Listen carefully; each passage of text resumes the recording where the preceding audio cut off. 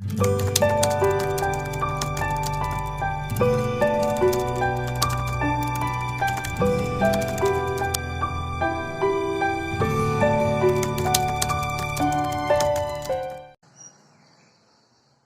morning, students. Today we are going to study the next part of the gravitation, that is free fall and potential energy and escape velocity. This is the last part of this chapter. आतापर्यंत आपण मास आणि weight इथपर्यंतचा भाग पाहिलेला आहे. यानंतर या chapter मध्ये पुढचा जो पार्ट आपल्याला पाहायचा आहे तो म्हणजे free fall, potential energy and escape velocity. आता यामध्ये सर्वात अगोदर आपण फ्री फॉल बघूया. फ्री फॉल काय आहे? आता आपल्याला एक माहिती आहे की ज्यावेळेस आपण कोणतीही वस्तू वर फेकतो, वरच्या दिशेने फेकतो, तर ती अशी मॅक्झिमम हाईटला जाते आणि त्यानंतर ती जी वस्तू आहे या मॅक्झिमम हाईट वरनं नंतर पुन्हा अशी खाली येते. तर लक्षात घ्या, या ठिकाणी ही जी वस्तू आहे ही वस्तू इथपर्यंत जाते म्हणजे याच्यावरती अर्थ ग्रॅव्हिटेशनल फोर्स अप्लाय करत असते. मग अर्थ ग्रॅव्हिटेशनल फोर्स अप्लाय करत असते, मग ती त्या फोर्समुळे या ठिकाणी पुन्हा खाली येते. म्हणजे या स्थितीवरनं पुन्हा ज्यावेळेस ती वस्तू खाली येते तर त्या वस्तूमध्ये जी प्रक्रिया घडते त्याला आपल्याला फ्री फॉल म्हणता येईल. जसं एक एक्झाम्पल मध्ये आपल्याला सांगता येईल, समजा ही वस्तू सर्टन हाईट वरती आहे आणि ज्यावेळेस ही वस्तू या ठिकाणी रिलीज होईल त्यावेळेस जसं या टाइप मध्ये जर समजा ही वस्तू जर समजा रिलीज झाली, याचा अर्थ ही वस्तू या वस्तूमध्ये जी व्हेलॉसिटी म्हणजे या वस्तूमध्ये इनिशियल व्हेलॉसिटीचा जर आपण विचार केला, म्हणजे ज्यावेळेस समजा ती वस्तू या ठिकाणाहून रिलीज होते त्यावेळेस त्या ठिकाणी u is equal to 0. Initial velocity ही 0 असते आणि ती वस्तू ज्यावेळेस समजा या हाईट वरनं खाली पडते त्यावेळेस त्या वस्तूला ग्रॅव्हिटेशनल फोर्समुळे ती वस्तू खाली खेचल्या जाते. तर ही जी प्रक्रिया घडते त्या प्रक्रियेला आपल्याला फ्री फॉल असं म्हणतात. तर फ्री फॉल बद्दल आणखी बरेचसे एक्झाम्पल तुम्हाला सांगता येईल. जसं समजा आता ऍट ए टाइम समजा तुम्ही आता नेमकी दोन वस्तू घेतल्या, मग दोन वस्तू अगदी सारख्या वेळेमध्ये खाली येतील का? तर हा एक पॉइंट त्याच्यामध्ये आहे. तर याच्यावरती अप्लाय होणारा ग्रॅव्हिटेशनल फोर्स जो आहे तर तो फोर्स दोन्ही वरती सुद्धा सारखाच असतो, त्याच्यामध्ये काही बदल होत नाही. परंतु वस्तू जी आहे, जर समजा एक वस्तू जी आहे, जर समजा आता हे जर पंख असतील म्हणजे हलकी जर असेल आणि ही जर जड वस्तू असेल म्हणजे याचा अर्थ हिचं मास जर जास्त असेल, तर ज्या वस्तूचं मास जास्त असेल ती वस्तू या हलक्या वस्तूपेक्षा अगोदर खाली येईल. म्हणजे या ठिकाणी ही जी वस्तू आहे याच्यावरती बियॉन्ड फोर्स आणि त्याचबरोबर फ्रिक्शन फोर्स म्हणजे एअरचा जो काही फ्रिक्शन फोर्स असतो तर तो फोर्स हा या जड वस्तूवरती जास्त जाणवत नाही आणि ती वस्तू त्या मासमुळे फास्टली खाली येते. परंतु ज्यावेळेस तुम्ही असे फिदर गेला म्हणजे पंख वगैरे समजा घेतला आणि त्याला जर समजा इथून जर समजा असं रिलीज केलं तर त्यावेळेस ती जी वस्तू आहे ती वस्तू मात्र स्लोली खाली येईल. तर हे दोन एक्झाम्पल आपल्याला या ठिकाणी फ्री फॉलच्या संदर्भात सांगता येतात. आणि या हलक्या वस्तूवरती जो काही फोर्स आहे तर तो फोर्स म्हणजे ज्याला आपण बियॉन्ड फोर्स किंवा फ्रिक्शन फोर्स तर तो मात्र त्याच्यातला कमी असतो. या दोन्ही वस्तूवरती at a time gravitational force मात्र ऍक्ट होतो आणि ग्रॅव्हिटेशनल फोर्समुळे ती वस्तू निश्चितच खालच्या दिशेने येते. Okay, so this is the part of the free fall. त्यानंतर पुढचा पार्ट आपण कंटिन्यू करू, जसं potential energy. Next part potential energy. Potential energy, what is the potential energy? आतापर्यंत तुम्ही पोटेन्शियल एनर्जी बद्दल बरेचसे पॉइंट पाहिलेले, जसे energy are also the various types. जसं कायनेटिक एनर्जी आहे, पोटेन्शियल एनर्जी आहे. त्याला हे जे दोन्ही पार्ट आहेत ते मेकॅनिकल एनर्जीचे पार्ट आहेत, त्याचबरोबर इलेक्ट्रिकल एनर्जी आहे. तर यामध्ये आपल्याला फक्त या ठिकाणी पोटेन्शियल एनर्जीचा विचार करायचा. Potential energy, the definition of the potential energy. Potential energy ज्यावेळेस समजा तुम्ही एखादी वस्तू एखाद्या ठिकाणी ठेवून देता तर त्यावेळेस त्या वस्तूच्या स्थितीनुसार त्याच्या पोझिशन नुसार त्या वस्तूमध्ये पोटेन्शियल एनर्जी समाविष्ट असते. हीच वस्तू जर समजा आपण या ठिकाणी जशी इथं ठेवली तर यामध्ये वस्तूमध्ये पोटेन्शियल एनर्जी निर्माण होते. या ज्यावेळेस या वस्तूमध्ये पोटेन्शियल एनर्जी निर्माण होते त्यावेळेस ही जी वस्तू आहे या वस्तूचा आपण ग्राउंड सरफेस पासून हाईट विचारात घेतो. What is the height of that substance. त्याचबरोबर what is the mass of that substance. त्यानंतर यामध्ये ग्रॅव्हिटेशनचा विचार करतो. यानुसार पोटेन्शियल एनर्जीचा या ठिकाणी तुम्हाला सांगाल Pe is equal to mgh. Pe is equal to mgh. म्हणजे जर समजा एखादी वस्तू तुम्ही वर फेकताय, suppose this is the one object and when you throw this object in the upward direction, so at this will be reach at this point. From this object will be also, म्हणजे हा जो object आहे तो object तुम्ही ground surface वर या ठिकाणी फेकलाय तर तो ऑब्जेक्ट इथं पोहोचलेला आहे. म्हणजे या पोझिशनला, जसं याला आपण बी म्हटलं याला ए म्हटलं, तर या ठिकाणी असलेली त्याची पोटेन्शियल एनर्जी किती आहे. तर या स्टेजला आपण जर पाहिलं तर त्याची potential energy that is equal to mgh. That is equal to mgh. इथं जर आपण पोटेन्शियल एनर्जीचा विचार केला so that is equal to 0. Potential energy that is equal to 0. या ठिकाणी त्याची, कारण त्याला हाईट नाही, हाईट इज 0. दॅट्स व्हाय जर समजा तुम्ही हाईट जर 0 घेतली तर हे पूर्णपणे मल्टिप्लिकेशन केलं तर त्याची व्हॅल्यू 0 येते. परंतु या ठिकाणी मात्र त्या सबस्टन्स मध्ये काही ना काही हाईट तुम्हाला मिळते. मास आहे, जी आहे आणि एच आहे. टोटल त्या वस्तूची पोटेन्शियल एनर्जी आपल्याला या ठिकाणी Pe is equal to mgh. याच्यावरून तुम्हाला या पोटेन्शियल एनर्जीची डेफिनेशन सुद्धा सांगता येईल. If a body is possesses an account of its position and also its configuration, so such a body that acquires the potential energy of that energy is called the potential energy. If a body that possesses an account of its position and the configuration, so this energy is called the potential energy. म्हणजे एखादी वस्तू त्या वस्तूचे स्थिती आणि स्वरूप यामुळे त्या वस्तूमध्ये निर्माण झालेली जी ऊर्जा असते तिला आपण या स्थितीज ऊर्जा म्हणजेच पोटेन्शियल एनर्जी असं म्हणता येईल. पोटेन्शियल एनर्जी या ठिकाणी mg आहे, या ठिकाणी g. तर अशा पद्धतीने आपल्याला या ठिकाणी कायनेटिक एनर्जी बद्दल जर समजा आपण एक एक्स्ट्रा ऍडिंग पॉइंट जर घेतला तर तोही आपल्याला सांगता येईल. ज्यावेळेस समजा आपण एखादी वस्तू वरती फेकतोय याचा अर्थ त्या वस्तूमध्ये व्हेलॉसिटी निर्माण होते. म्हणजे या ठिकाणी 1/2 mv² ही या कायनेटिक एनर्जीचा फॉर्म्युला आहे. 1/2 mv². Ke is equal to 1/2 mv², mass आणि व्हेलॉसिटी. तर इथं जर पोटेन्शियल एनर्जी mgh असेल तर या ठिकाणी आपल्याला कायनेटिक एनर्जी जी आहे तर ती कायनेटिक एनर्जी सुद्धा या ठिकाणी आपल्याला P त्या ठिकाणी आपल्याला कॅल्क्युलेट करता येईल. त्याबरोबर इथे सुद्धा कायनेटिक एनर्जी कॅल्क्युलेट करता येईल. तर हा जो काही आहे तर इथपर्यंत आपण पोटेन्शियल एनर्जीचा भाग पाहिला. यानंतर लास्ट पॉइंट आपल्याला या ठिकाणी पाहायचा आहे आणि तो म्हणजे escape velocity. Now next part, escape velocity. So escape velocity, this is the last point of this chapter. Escape velocity म्हणजे काय तर आपल्याला माहिती की आपण प्रत्येक वस्तू काय करतो, वरच्या दिशेने फेकतोय. वरच्या दिशेने फेकतोय. समजा इथे या ठिकाणी ही जी वस्तू आहे ही वस्तू या ग्राउंड सरफेसला आहे किंवा या ठिकाणी तुम्ही तिला काय करता, लिफ्ट देताय म्हणजे या ठिकाणी ती वस्तू जाऊन पोहोचलेली. तर या ठिकाणी ज्यावेळेस ती वस्तू पोहोचते याचा अर्थ या ठिकाणी तुम्ही त्याला काहीतरी इनिशियल वेलोसिटी दिलेली आहे. काहीतरी काय दिलेली आहे, इनिशियल वेलोसिटी दिलेली आहे. आणि इनिशियल वेलोसिटी मुळे ही वस्तू या ठिकाणी मॅक्सिमम हाईटला जाऊन त्या ठिकाणी रीच होते आणि त्याच्यानंतर ही जी वस्तू आहे ती वस्तू ग्रॅव्हिटेशनल फोर्स मुळे पुन्हा या ठिकाणाहून काय होते, ती ऑन द ग्राउंड सरफेस या ठिकाणी पुन्हा खाली येते due to the earth's gravitational force.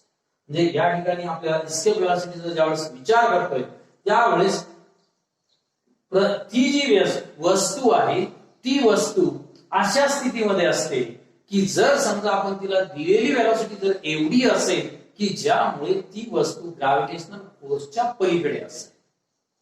म्हणजे ती वस्तू सुरुवातीला तुम्ही दिलेल्या व्हेलॉसिटीमुळे ती वस्तू या ग्रॅव्हिटेशनल फोर्सच्या पलीकडे असेल म्हणजे त्याच्यावरती ग्रॅव्हिटेशनल फोर्स ऍक्ट झाला तरी ती वस्तू खाली येणार नाही.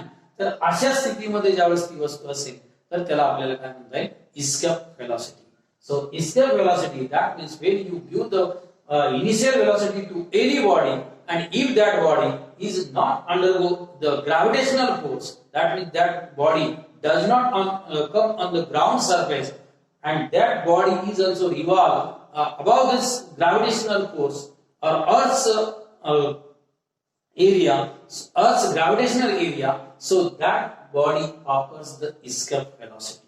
तर त्या वस्तूला आपल्याला म्हणता येईल, त्या बॉडीला म्हणता येईल किंवा त्या पोझिशनला आपल्याला म्हणता येईल, त्या वस्तूच्या पोझिशनला म्हणता येईल escape velocity. So this point is very important in this chapter, escape velocity. आपण पाहतोय की बऱ्याच वेळेस सॅटेलाइट असेल किंवा त्याच्यानंतर आणखी काही समजा आपण ज्यावेळेस अर्थ मध्ये अर्थ सरफेस वरनं या ठिकाणी वरच्या दिशेला रोटेट करतोय, तर ते जे सॅटेलाइट आहेत किंवा ते जे रॉकेट्स आहेत, तर त्या रॉकेट्सला आपल्याला इनिशियल वेलोसिटी द्यावी लागते आणि इनिशियल वेलोसिटी दिल्यानंतर त्या ज्या वस्तू आहेत त्या वस्तू वरच्या दिशेला म्हणजेच अर्थच ग्रॅव्हिटेशनल फोर्सच्या बाहेर त्या वस्तू या म्हणजे फ्री व्हॅक्यूम मध्ये त्या रोटेट होत राहतात. तर या पोझिशनला आपल्याला त्याला म्हणतात escape velocity. Now so all these parts, all these contents in this chapter, so these are also completed. आपण जवळजवळ या ग्रॅव्हिटेशनल मध्ये हे सगळे पार्ट्स जे आहेत ते कंटेंट्स जे आहेत तर ते कंप्लीट केलेले आहेत. यामध्ये सर्वप्रथम आपण अगोदर पाहिले ग्रॅव्हिटेशन काय आहे, त्याचबरोबर सर्क्युलर मोशन पाहिले, सेंट्रिपिटल फोर्स पाहिला, त्यानंतर आपण यामध्ये केप्लरचे 3 लॉ पाहिलेले, त्यानंतर आपण न्यूटन्स लॉ म्हणजे युनिव्हर्सल लॉ ऑफ ग्रॅव्हिटेशन याच्यावरती आपण फोकस केला. त्याचबरोबर त्यानंतर जसं मास अँड वेट आणि फ्री फॉल आणि एस्केप वेलोसिटी, तर असे कंटेंट्स आपण पूर्ण केलेले. जर समजा याच्याबद्दल काही अडचण असेल so you can comment it. तर यानंतर आपण या प्रकरणावरचे काही प्रॉब्लेम या ठिकाणी सॉल्व्ह करूया. प्रॉब्लेम बघूया. आपल्याला या ठिकाणी या चॅप्टर वरती प्रॉब्लेम सॉल्व्ह करायचे, पण प्रॉब्लेम सॉल्व्ह करण्याच्या अगोदर या चॅप्टर मध्ये जे काही आपण थिअरी पार्ट पाहिलेला तर त्या थिअरी पार्टच्या अनुषंगाने जे काही फॉर्म्युलेज आपल्याला या ठिकाणी आहेत तर त्या फॉर्म्युलेचा अगोदर चांगल्या प्रकारे स्टडी करणं गरजेचं आहे. कारण जर समजा फॉर्म्युले तुम्हाला चांगले अभ्यास करायला फॉर्म्युले जर माहिती असतील तर तुम्हाला प्रॉब्लेम कॅल्क्युलेट करायला अडचण येणार नाही. तर या ठिकाणी सुरुवातीला आपण पहिलं जे युनिट पाहिलेलं होतं जसं जे काही न्यूटन्स लॉ ऑफ ग्रॅव्हिटेशन त्यामध्ये एक फॉर्म्युला तुम्ही पाहिलेला F is equal to G m1 into upon d square. म्हणजे या ठिकाणी फोर्स जर तुम्हाला विचारलेला असेल, फोर्स जर कॅल्क्युलेट करायचा असेल आणि G दिलेला असेल, what is G here? G काय आहे? ग्रॅव्हिटेशनल कॉन्स्टंट आहे. m1 mass of the first object, m2 mass of the second object and d is the distance in between these two objects. या पद्धतीने आपल्याला या ठिकाणी फोर्स काढता येईल. दुसरा फॉर्म्युला आपण या ठिकाणी पाहिला F is equal to mv square upon r. जर समजा सेंट्रिपिटल फोर्स तुम्हाला दिलेला असेल, जे सेंट्रिपिटल फोर्स जर या ठिकाणी विचारला तर अशा वेळेस तुम्हाला मास आणि वेलोसिटी हे जर दिलेलं असेल, रेडियस दिलेली असेल तर याच्यामधून आपल्याला फोर्स सेंट्रिपिटल फोर्स डिराइव्ह करता येतो, म्हणजे काढता येतो. त्यानंतर याच्यावरतीच आपण आणखी एक जे युनिट पाहिलेलं आहे एक्सेलरेशन ड्यू टू ग्रॅव्हिटी. तर ते एक्सेलरेशन ड्यू टू ग्रॅव्हिटी त्यासाठी तुम्हाला हा फॉर्म्युला आहे G is equal to capital G m upon r square. या ठिकाणी G acceleration due to gravity, यामध्ये जर समजा आपण G ची व्हॅल्यू ठेवली, m ची व्हॅल्यू ठेवली, G ग्रॅव्हिटेशनल कॉन्स्टंट आहे, m mass of the earth आहे, r radius of the earth आहे, या सर्वांची व्हॅल्यू मिळवली तर तुम्हाला G ची व्हॅल्यू मिळते G is the 9.8 metre per second square. त्यानंतर आणखी एक फॉर्म्युला आपल्याकडे आहे W is equal to m into G. Weight काढता येतं आपल्याला या ठिकाणी. W म्हणजे m is the mass of that object and G is the gravitational acceleration. त्यानंतर आपण थेरी पार्ट मध्ये पाहिले energy, potential energy is equal to mgh, kinetic energy is equal to mv square. Gravitational potential energy Gm upon r plus h. तर gravitational potential energy जर आपल्याला calculate करायची असेल तर या ठिकाणी ग्रॅव्हिटेशनल कॉन्स्टंट आपल्याला दिलेला आहे, मास ऑफ द अर्थ आहे, स्मॉल m म्हणजे मास ऑफ ऑब्जेक्ट, त्याचबरोबर या ठिकाणी कॅपिटल R घेताना रेडियस ऑफ द अर्थ आणि h हाईट ऑफ द म्हणजे हाईट जी आहे तर ती हाईट साठी आपल्याला या ठिकाणी h घेतला आहे. त्यानंतर आणखी दुसरा पुढचा formula total energy is equal to kinetic energy plus the potential energy. Kinetic energy potential energy याच्या जर व्हॅल्यूज आपण या ठिकाणी जर ठेवल्या तर या ठिकाणी आपल्याला टोटल एनर्जी मिळते. त्याच्यावरून जसं आता या ठिकाणी बघा E1 E2 ह्या दोन्ही जर व्हॅल्यू आपण या ठिकाणी ठेवल्या total energy is equal to 0 1 half mv square ही द कायनेटिक एनर्जी आपण ठेवलेली आहे. Potential energy Gmm upon r plus h. So v square आपल्याला या ठिकाणी यामधून जर समजा आपण v स्क्वेअर जर समजा काढलं तर 2gm 2 इकडे त्याचबरोबर या ठिकाणी जसं gm upon r v is equal to 2gm upon r. v is equal to ESC. v is equal to ESC म्हणजे काय? Escape velocity. Escape velocity that is equal to root of 2gm upon r. तर या फॉर्म्युलेच्या साहाय्याने आपल्याला problem solve करता येतील. तर सगळ्यात अगोदर हे फॉर्म्युले लक्षात ठेवायचे. ठीक आहे, आपण प्रॉब्लेमला सुरुवात करूया. तर या प्रकरणावरचे प्रॉब्लेम आपण बघूया. पहिला प्रॉब्लेम पहा. First problem write down an object takes 5 seconds to reach the ground from a height of 5 meter on a planet. So what is the value of g on a planet? कोणताही problem read करताना एकदा दोनदा त्याला म्हणजे solve करताना read करायचा. एकदा दोनदा जर रीड केला तर निश्चितच आपल्याला त्याच्यात दिलेल्या ज्या व्हॅल्यू आहेत त्या व्हॅल्यूज अगोदर कळतात. an object takes 5 seconds म्हणजे या ठिकाणी ऑब्जेक्ट जो आहे तो ऑब्जेक्ट त्याचा टायमिंग इथं आपल्याला मिळालेला आहे. takes 5 seconds to reach the ground म्हणजे याचा अर्थ तो ऑब्जेक्ट वरतून खाली पडलेला आहे ग्राउंड सरफेस वरती फ्रॉम अ हाईट ऑफ किती हाईट आहे 5 metre on a planet. What is the value of g on planet? तर त्या प्लॅनेट वरती जसं 5 metre on a planet and what is the value of g on a planet. तर या ठिकाणी काही ऑप्शन आहे, तुम्ही सॉल्व्ह करून बघा, प्रयत्न करा सॉल्व्ह करा. दिलेल्या टर्म्स बघा अगोदर कोणत्या काय विचारलंय ते बघा आणि त्याच्यानंतर सॉल्व्ह करा. ठीक आहे, तर पहा या ठिकाणी गिवन टर्म्स आपण अगोदर या ठिकाणी लिहूया. गिवन काय आहे timing. So t is equal to 5 seconds to reach the ground from a height of 5 meter. हे जर समजा या ठिकाणी जसं या टाइप तर याची जर समजा हाईट जर आपण विचारात घेतला तर ती हाईट किती आहे 5 मीटर आणि इथून इथपर्यंत येण्यासाठी याला टायमिंग किती लागलेला आहे 5 सेकंद. ठीक आहे, तर t is equal to 5 seconds. So height h is equal to 5 metre. तर इथं हाईट आहे परंतु या ठिकाणी h च्या ऐवजी आपल्याला काय घ्यायचं इथं s काय घ्यायचं s. So s is equal to h घेतलं तर चालेल 5 मीटर. देन काय विचारलं आपल्याला या ठिकाणी what is the value of g. g is equal to ज्यावेळेस ऑब्जेक्ट वरतून खाली पडतोय त्यावेळेस त्याची व्हेलॉसिटीचा जर विचार केला so initial velocity that is equal to g. आणि या ठिकाणी मग या ज्या टर्म्स दिल्या त्याच्यावरून आपल्याला फॉर्म्युला चॉईस करायचा आहे.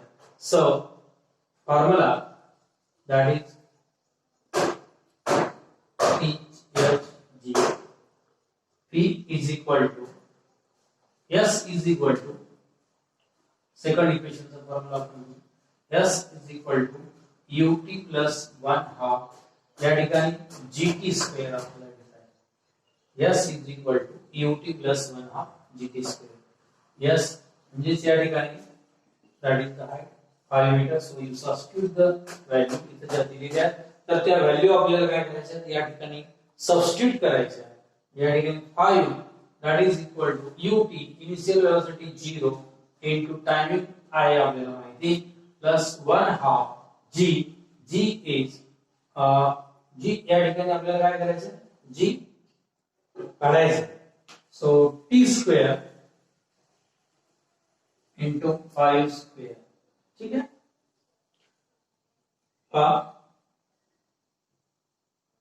g राहिला आपल्याला याचं g into 5 square. So 5 into 0 that is equal to 0 plus 1/2 g 5 square that is 25. Now to take here हे दोन इकडे घ्या, त्यानंतर तुम्हाला इक्वेशन दोन जर इकडे घेतले 10 that is equal to 25 g म्हणजे g is equal to 10 by 25. हे जर आपण कॅल्क्युलेशन केलं so that is equal to 0.4. that is acceleration आपण या ठिकाणी काढतोय gravitational acceleration metre per second square 0.4 metre per second square. जे या प्लॅनेट वर ची व्हॅल्यू आपल्याला g is equal to 0.4 metre per second square. तर अशा पद्धतीने हे प्रॉब्लेम आपल्याला सॉल्व्ह करता येतात. जे प्रॉब्लेम कोणताही जरी असला तर त्याच्यामध्ये अगोदर काय करायचं, ज्या काही गिवन टर्म्स आहेत तो प्रॉब्लेम रीड करा, त्याच्यामध्ये ज्या गिवन टर्म्स आहेत त्या गिवन टर्म्स अगोदर नोट करा आणि त्याच्यानंतर त्याच्यामध्ये काय विचारलेले जे असेल तर ते जर आपण व्यवस्थित जर मांडलं तर 100% तुम्हाला चांगल्या पद्धतीने प्रॉब्लेम सॉल्व्ह करता येईल. ठीक आहे. नेक्स्ट प्रॉब्लेम बघूया आपण. या ठिकाणी दुसरा प्रॉब्लेम बघूया. सेकंड एक्झाम्पल, सेकंड प्रॉब्लेम या ठिकाणी आपण पाहतोय. काय प्रॉब्लेम दिलेला बघूया. An object thrown vertically upward. म्हणजे एक ऑब्जेक्ट जो आहे तर तो काय केला आपण व्हर्टिकली अपवर्ड वरच्या दिशेने फेकलेला आहे. So it reaches at a height 500 metre. म्हणजे तो साधारणपणे किती हाईट वरती गेला, जसं समजा आता या ठिकाणी तुम्ही उभा आणि इथून काय केलं, एक ऑब्जेक्ट जो आहे तो वरच्या दिशेने आपण काय केलेला फेकलेला आहे. तर हे जे डिस्टन्स आहे तर ते डिस्टन्स किती झालेला आहे 500 मीटर. म्हणजे या ठिकाणी जी काही हाईट आहे तर ती किती आहे 500 metre. What was its initial velocity. ज्या वेळेस तुम्ही तो फेकलाय तर त्यावेळेस तुम्हाला या ठिकाणी u कॅल्क्युलेट करायचं. त्यानंतर how long will the object take come back to the earth. म्हणजे या ठिकाणी तो रीच झालाय पण नंतर म्हणजे इथपर्यंत टायमिंग आणि त्याच्यानंतर पुन्हा तो ग्राउंड सरफेस वरती येतोय तर हा जो टायमिंग आहे तो टायमिंग सुद्धा आपल्याला काय करायचं या ठिकाणी कॅल्क्युलेट करायचं. सो आणि या ठिकाणी आपल्याला हे ऑप्शन दिलेले आहेत. 200 metre per second 30 second, 500 metre per second 10 second, 360 metre per second 10 second, 100 metre per second 20 second. याच्यापैकी कोणतं येईल बघा, सॉल्व्ह करून बघा, ट्राय करा.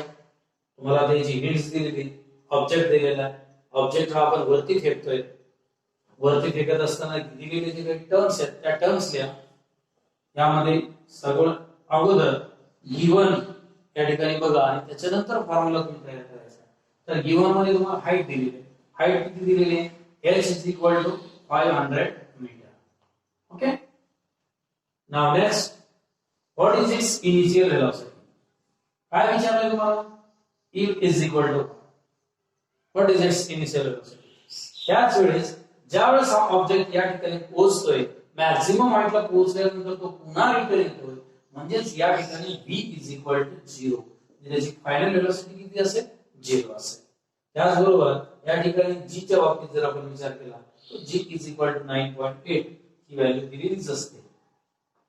त्यानंतर आपल्याला याच्यानुसार फॉर्म्युला यूज करायचा आहे. तर आणि t एक विचारलेला आहे बघा, काय काय विचारलं ते आपण पाहायचं. त्यानंतर g is equal to 9.8 metre per second square.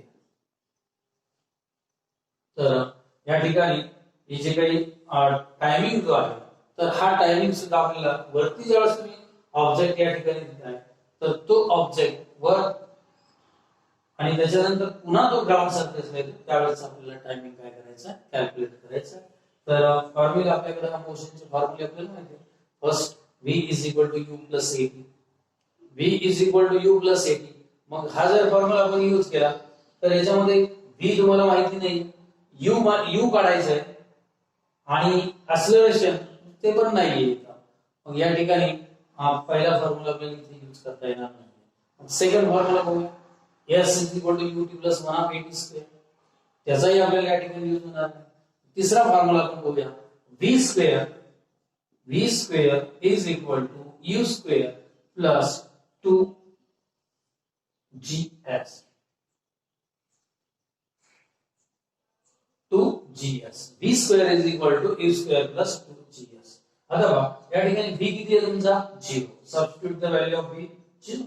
What is the value of u? u will be calculate plus 2. आता या ठिकाणी ज्यावेळेस वरती ती वस्तू जाते जे निश्चितच या ठिकाणी तुम्ही जे साइन घेताय, so that will be negative. That will be negative. So here 2 into g 9.8. What is yes here? Yes means इथं या ठिकाणी h घ्यायचं तुम्हाला, तर ते किती आहे 500. ते आहे 500. तर आता या ठिकाणी u काढायचं आहे आपल्याला, कॅल्क्युलेट करूया आपण.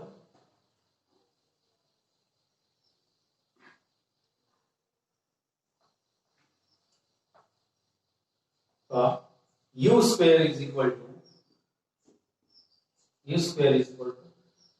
right 500 into 2 किती होती सर 1000 into 9.8.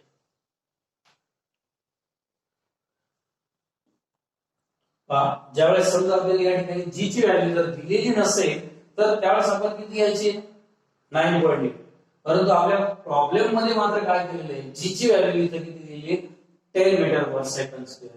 तर आपण या ठिकाणी 9.8 न घेता इथे त्याची ती व्हॅल्यू आहे, तर ती व्हॅल्यू आपण घेता येईल इथं 10. ओके, तर हे चेंज करून घ्या 2 into 10 into 500. तर या ठिकाणी 9.8 च्या ऐवजी आपल्याला जी व्हॅल्यू दिलेली आहे ती व्हॅल्यू आपल्याला घेता आहे 10. हे जर मल्टिप्लाय केला so it will become 10,000. Now when you calculate the square root of u, so you will get 100 meter per second. So this is the initial velocity of that object. म्हणजे ज्या वेळेस समजा तुम्ही तो ऑब्जेक्ट वरती फेकताय त्यावेळेस तुम्हाला त्याची जी काही व्हॅल्यू मिळते तर ती व्हॅल्यू म्हणजे इनिशियल वेलोसिटी ही या ठिकाणी आपल्याला कॅल्क्युलेट करता येईल. आता ज्यावेळेस तुम्हाला u माहिती आहे त्यानंतर तुम्हाला काय विचारलं आहे, how long will the object take come back to the earth. म्हणजे ज्यावेळेस तो ऑब्जेक्ट वरती जातोय आणि पुन्हा खाली येतोय तर त्याचा टायमिंग तुम्हाला या ठिकाणी कॅल्क्युलेट करायचा आहे. मग टायमिंग कॅल्क्युलेट करत असताना या ठिकाणी u माहिती आहे, फॉर्म्युला आपण या ठिकाणी यूज करूया. तर सोपा फॉर्म्युला आहे v is equal to u plus at. First equation of the motion या ठिकाणी you know that v is equal to 0. v आपल्याला माहिती आहे 0 आहे. u substitute the value of this 100 plus आता इथं a च्या ऐवजी आपण या ठिकाणी काय यूज करणार आहोत g. कारण की ज्यावेळेस ऑब्जेक्ट आपण वरती फेकतो किंवा खाली तो ऑब्जेक्ट येत असतो त्यावेळेस त्या ठिकाणी a न घेता काय केलं पाहिजे g, आणि हे जे आहे हे सुद्धा काय केलं पाहिजे minus. So here minus gt. So T ची व्हॅल्यू तुम्ही सबस्टिट्यूट करू शकता इथं. टी ची व्हॅल्यू नाही, टी कॅल्क्युलेट करायचं, जी ची व्हॅल्यू तुम्हाला या ठिकाणी सबस्टिट्यूट करता येईल. तर जी ची व्हॅल्यू किती आहे 10 into t. या ठिकाणी so you can write here t is equal to 100 upon 10. So you will get 10 seconds. That means t is equal to 10 seconds. तर बघा या ऑप्शन मध्ये टी ची व्हॅल्यू तुम्हाला मिळालेली आहे 100 u is equal to 100 metre per second, t is equal to 10. आता t 10 मिळाला आहे बरोबर आहे. म्हणजे या ठिकाणी काय झालं की आपला जो ऑब्जेक्ट आहे तो फक्त इथपर्यंत गेला, इथली व्हॅल्यू आपण काढली. पण ज्या वेळेस तो ऑब्जेक्ट पुन्हा रिटर्न येतो इथून खाली येतो म्हणजे जायला त्याला तेवढा वेळ, तर त्याचा आपण डबल टायमिंग घ्यावा लागेल आपल्याला. म्हणजे t is equal to 10 into 2, so that is equal to 20 seconds. So this is the value of t. तर 100 and 20 seconds. So हे जे ऑप्शन आहे दिलेले ऑप्शन पैकी कोणतं ऑप्शन आहे तर यामध्ये डी ऑप्शन त्याला तुम्ही राईट करू शकता. ओके, तर अशा पद्धतीने तुम्हाला हा प्रॉब्लेम इझिली सॉल्व्ह करता येऊ शकतो. ठीक आहे, आणखी एखादा प्रॉब्लेम आपण बघूया. झालं लिहून? ठीक आहे, आता पहा या ठिकाणी आपण काही तुमच्या एक्सरसाइज मध्ये प्रॉब्लेम सॉल्व्ह केलेले आहेत. बुक मध्ये जे काही सॉल्व्ह केलेले प्रॉब्लेम्स आहेत तर ते प्रॉब्लेम सुद्धा तुम्ही काय करायचे तुमच्या नोटबुक मध्ये लिहून काढायचे. त्याचबरोबर त्याच्यामध्ये आणखी जे प्रॉब्लेम्स तुम्हाला दिलेले आहेत ते तुम्ही प्रॉब्लेम सोडवण्याचा प्रयत्न करायचा, सोडवायचे. काही अडचणी असेल तर तुम्ही त्या ठिकाणी विचारू शकता. या ठिकाणी आता आपला प्रॉब्लेम म्हणजे जे काही समजा प्रॉब्लेम्स आहेत म्हणा किंवा प्रॉब्लेमचा जो काही पार्ट आहे, प्रॉब्लेमचा पार्ट सुद्धा या ठिकाणी आपला कम्प्लीट झालेला आहे. थेअरी पार्ट सुद्धा कम्प्लीट झालेला आहे. एकूणच हा चॅप्टर आपण या ठिकाणी कम्प्लीट केलेला आहे. नेक्स्ट टाइमला पुढच्या लेक्चर मध्ये आपण यातला सेकंड चॅप्टर आपण पाहणार आहोत, classification of element, periodic classification of the elements. तर याच पार्ट 1 मधला सेकंड चॅप्टर आपण नेक्स्ट पिरियडला स्टार्ट करू. ओके.